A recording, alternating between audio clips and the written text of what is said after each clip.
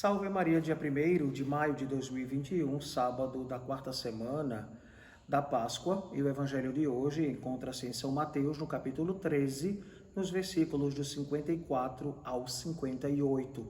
E claro, neste ano de São José, vamos ouvir a proclamação do evangelho da memória específica. Do evangelho segundo Mateus. Naquele tempo, dirigindo-se para a sua terra, Jesus ensinava na sinagoga, de modo que ficavam admirados e diziam: de onde lhe vem esta sabedoria e esses milagres? Não é ele o filho do carpinteiro? Sua mãe não se chama Maria e seus irmãos não são Tiago, José, Simão e Judas? Suas irmãs não moram conosco? Então, de onde lhe vem tudo isso? E ficaram escandalizados por causa dele. Jesus, porém, disse: um profeta só não é estimado em sua própria pátria e em sua família. E Jesus não fez ali muitos milagres, porque eles não tinham fé. Palavra da salvação. Glória a vós, Senhor. Caríssimos, a primeira realidade para entendermos um pouco toda esta memória que celebramos hoje de São José, trabalhador ou operário, não é? O Papa Pio XII, em 1955, para dar aos operários um patrono, no sentido cristão, instituiu a festa do trabalho, a festa do trabalho, esta memória de São José, trabalhador. Uma vez que todas as nações celebravam o dia do trabalho no 1º de maio. Então, a celebração de hoje é uma memória facultativa, mas de modo particular, no ano de São José, com certeza, todas as paróquias do mundo inteiro viverão esta experiência de José. A figura de São José, um homem humilde e grande artesão de Nazaré, orienta para Cristo, o Salvador do homem, Filho de Deus, que participou em tudo da condição humana. É interessante toda esta realidade. E o Evangelho de hoje nos faz lembrar esta realidade. Jesus aprende uma profissão do seu pai, pai adotivo, que acolheu com grande amor a vontade do pai. E se nós recordarmos bem, José é avisado em sonho para acolher a Maria, para acolher o filho que ela está trazendo em sonho. E o anjo lhe diz que ele porá o nome na criança, ou seja, que ele será o pai, pois é a figura paterna que dá o nome ao filho. E então ele vai dar o nome ao filho de Maria, ao filho de Deus, de Jesus.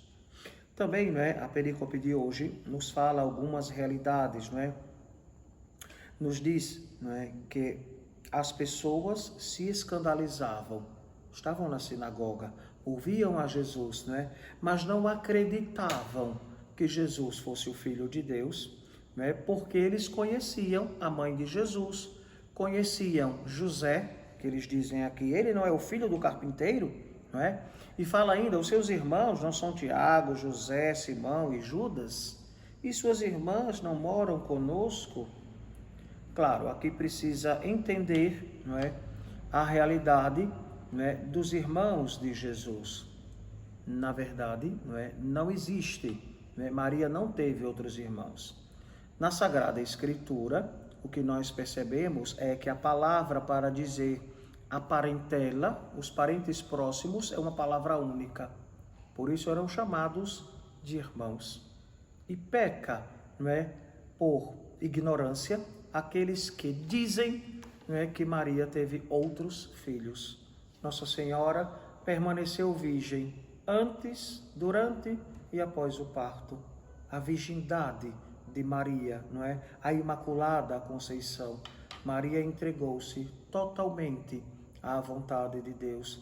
É chamada de tuta pulcra, toda pura Maria, puríssima, de toda esta realidade, tendo em vista, a realização da vontade de Deus, para que ela pudesse conceber o Filho do Altíssimo. Segue mais, dizendo para nós no Evangelho de hoje: De onde lhe vem tudo isso? Claro, Jesus vai amadurecendo e, claro, ele é a própria sabedoria de Deus, né? Então ele vai anunciando a vontade do Pai, vai proclamando as maravilhas do Senhor, realizando curas, milagres, ressuscitando mortos, né? E claro, antes de falar, praticava. Antes de anunciar, ele já realizava. E então, quando se realiza o feito e depois a palavra acompanha, traz uma força, traz realmente a metodologia do Cristo. Porque os discursos comovem, né? Uma pessoa pode ter uma grande eloquência para falar de Jesus, para falar de uma ideologia, para falar de tantas realidades. Mas quando esta mesma pessoa vive aquilo que prega, o testemunho com certeza arrasta multidões. E nós vamos percebendo, não é, o quanto o mundo hoje precisa de testemunhas. De pessoas não que dizem, vocês têm que rezar, de pessoas que dizem, nós precisamos rezar, nós precisamos nos confessar, nós precisamos nos arrepender, nós precisamos de Deus. O discurso é diferente. Porque é tão belo dizer a todo mundo para fazer tudo isso e não viver. E que adianta? Um discurso vazio, um discurso que não toca nas almas. Então, o que Jesus nos ensinou é que o nosso discurso deve tocar as almas. E no mais profundo do ser, do cristão, do católico, para que viva com fé e com certeza e esperança a sua religião. Ainda mais nos diz que ficaram escandalizados, né? Porque, né? Jesus estava realizando tudo isso. Se escandalizavam, deveriam se escandalizar porque não tinham fé. Porque eram cabeça dura, como Jesus disse. E ele completa. Um profeta só não é estimado em sua própria pátria, em sua família. E a gente percebe toda esta realidade. Como é difícil pregar para os nossos.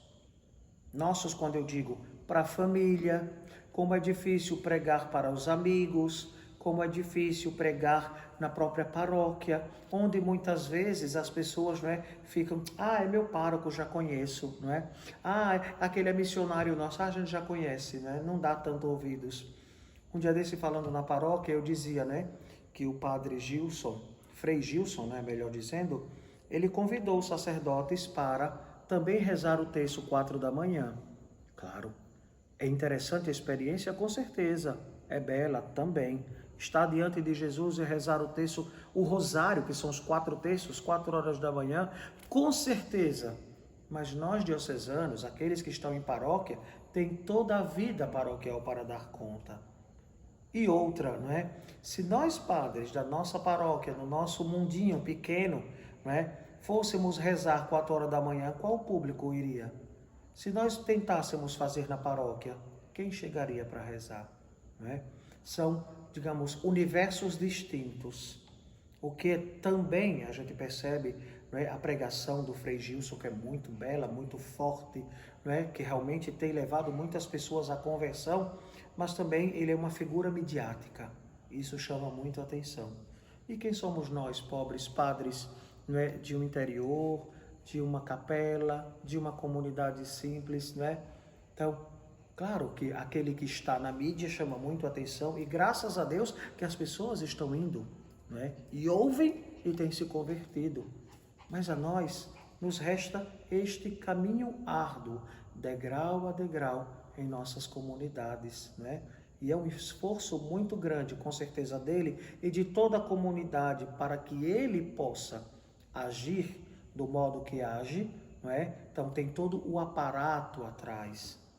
Nós não temos uma comunidade como a dele para nos dar este suporte. Gostaríamos de ter, pois com certeza faríamos inúmeras lives. Precisamos de suporte, de almas capazes de nos assessorar para toda esta realidade, né? Então já nos basta toda a administração da paróquia, no meu caso a igreja tombada, 300 anos em toda essa realidade, mas com certeza cada um de nós vai vivendo a sua missão. Então Vamos suplicar a nosso Senhor que a cada dia Ele nos dê a graça e que São José, operário, nos ajude a cada dia a sermos como Ele, servos fiéis do Evangelho. Que assim seja. Amém. O Senhor esteja convosco. Ele está no meio de nós. Abençoe-vos o Deus Todo-Poderoso, Pai, Filho e Espírito Santo. Amém. No próximo sábado, quero te convidar, a partir das 19 horas, na TV Canção Nova, no canal 13, um show de evangelização e solidariedade.